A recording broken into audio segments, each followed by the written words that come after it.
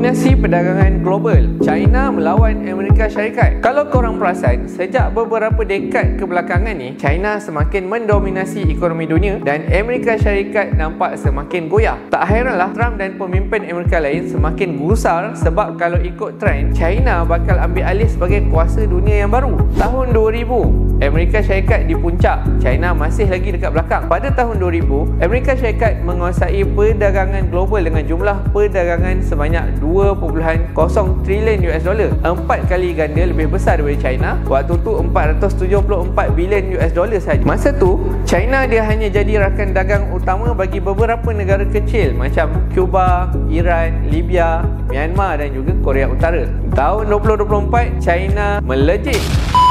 Dalam masa 24 tahun, China melonjak 1200% mencecah jumlah perdagangan 6.2 trilion US dollar mengatasi US sejak 2012. Sebaliknya, US hanya meningkat 167% sekarang ni pada 5.3 trilion US dollar. Rakan dagang utama bagi hampir seluruh dunia termasuk Asia, Eropah, Timur Tengah, Oceania, Amerika Selatan dan Afrika. China juga membangun hubungan erat dengan negara membangun melalui import bahan api, mineral dan produk pertanian serta mengeksport barangan pembuatan yang murah dan berkualiti.